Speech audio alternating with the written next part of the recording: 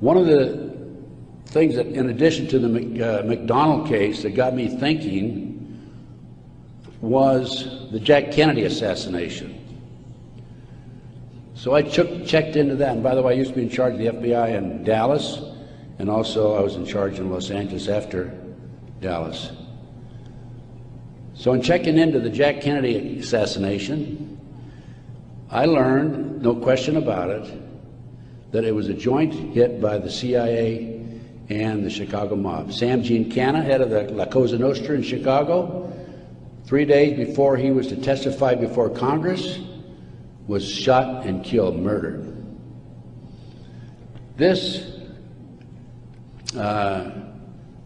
encouraged me to do some more checking into some of these national terrorist acts that have taken place and other cover-ups in the United States. I interviewed the naval intelligence officer who on December 4th, 1941, received information that the Japanese were going to bomb Pearl Harbor. We had broken the secret code of the Japanese.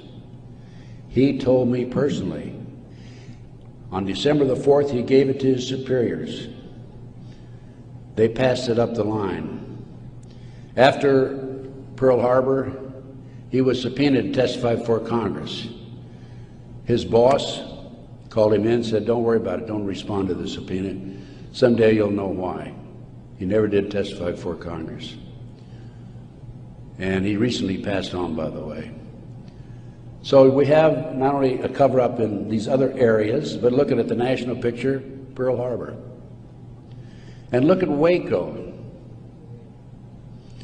The military was involved in destroying and shooting and killing, and also the FBI, women and children in Waco.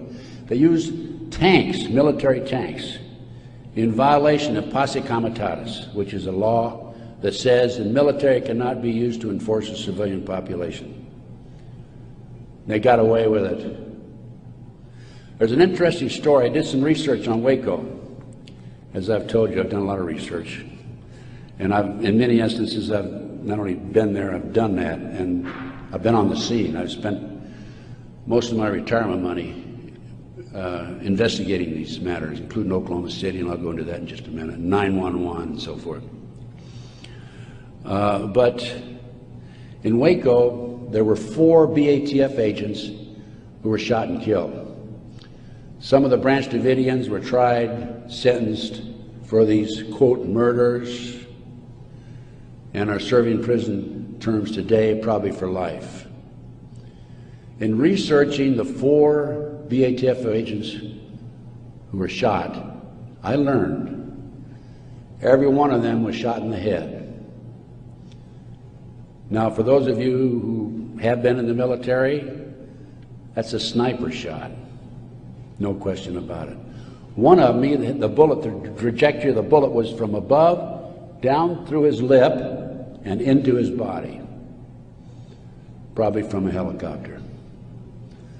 It's interesting to note that these 4 men, BATF agents, at one time were all bodyguards for former President Bill Clinton. That was Waco. Ruby Ridge. Randy Weaver was set up by a BATF, Bureau of Alcohol, Tobacco and Firearms, informant. He bought a shotgun that was about 1/4 of an inch too short by law. They arrested him and served him with a warrant. He refused to appear before the courts, and they sent an army after him. Horiuchi, the FBI sharpshooter, shot and killed his wife while she was standing in the doorway. He used to brag about it, what a great shot he was.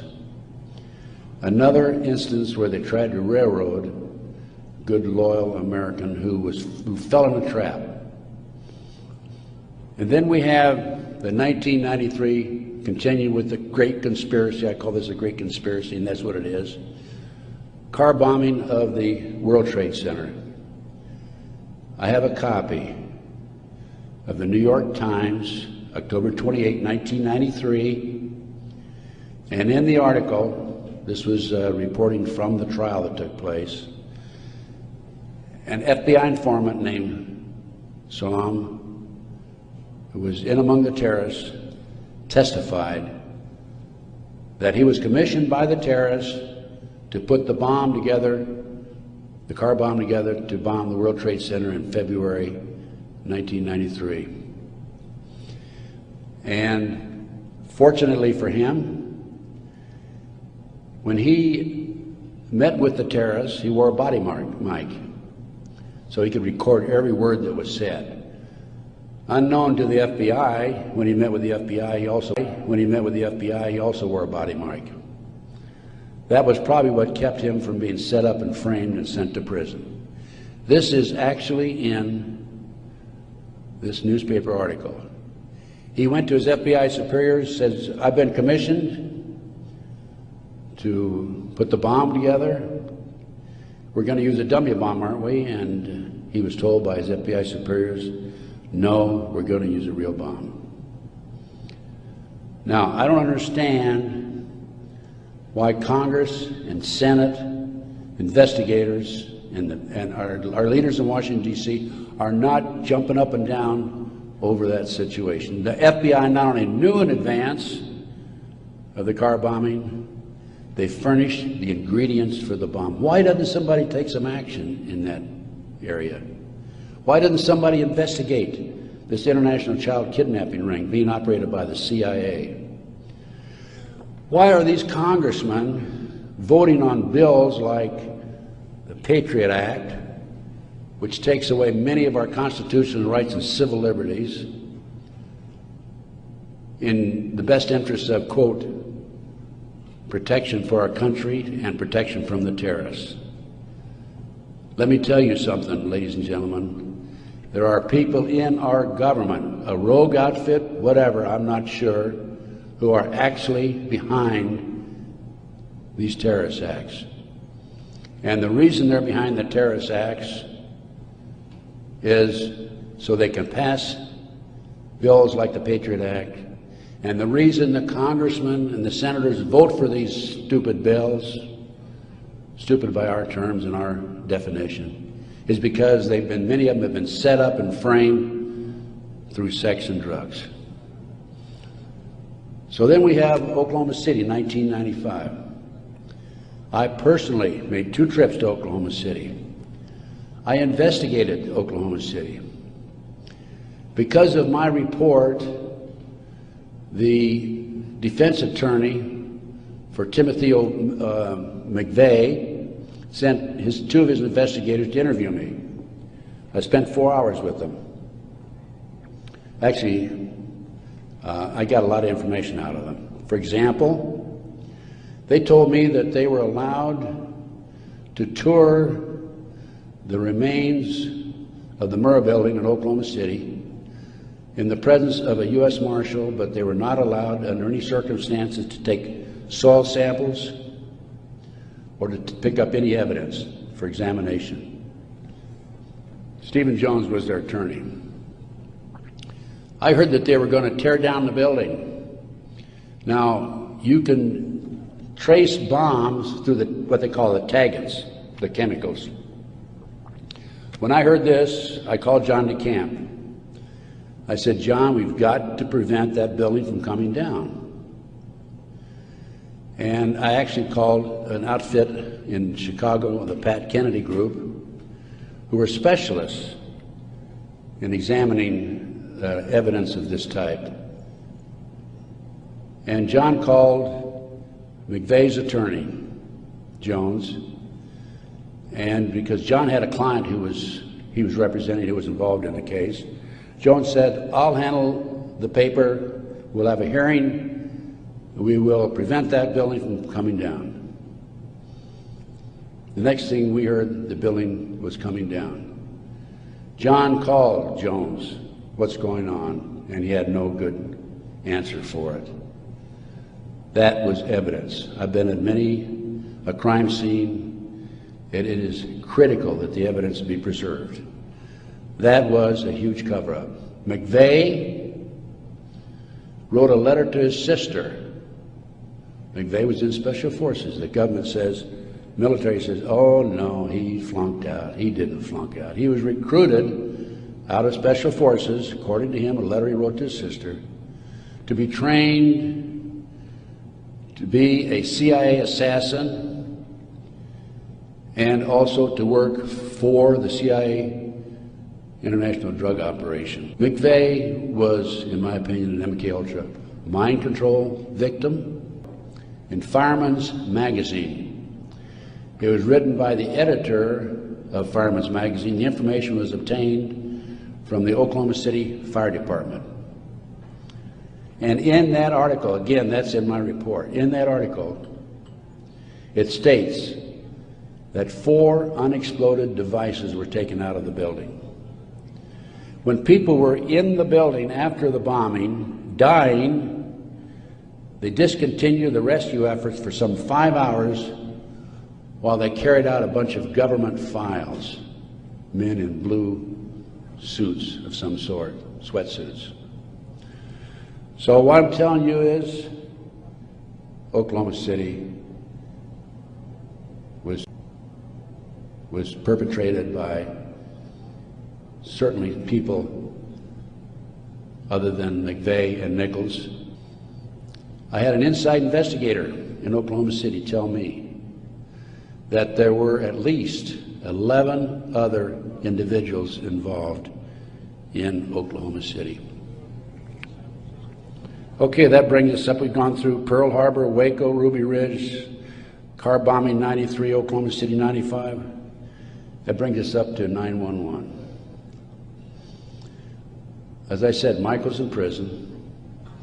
I'm his, quote, investigator of record, which means I'm like an attorney.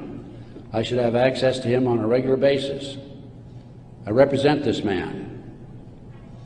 For a year prior to 9/11, actually a year and a half, I tried to get in and see Michael. He was in prison in northern Pennsylvania. I was in the Philadelphia area. The Bureau of Prisons would not allow me to see him. I finally was able to talk to Michael in January 2003. I flew to the East Coast, spent 3 days with him. Michael told me that he had developed information from among his contacts in advance of 9/11 that they were going involved in using missiles, airplane missiles, and they were going involved in skyjackings. They were training Arab terrorists, and also he knew the identity of the person in the United States, an Arab who lived in Paterson, New Jersey, who was the leader of terrorist activity by the Arabs in this country. Now, Michael had this information because, you're saying, how can Michael develop this information being in prison? Because I met with Osama bin Laden, along with Michael, and along with the State Department representative in the spring of 1986. At that time, I was contacted by a former top Ronnie Reagan official who said, can we help the Afghan rebels? They were our friends then.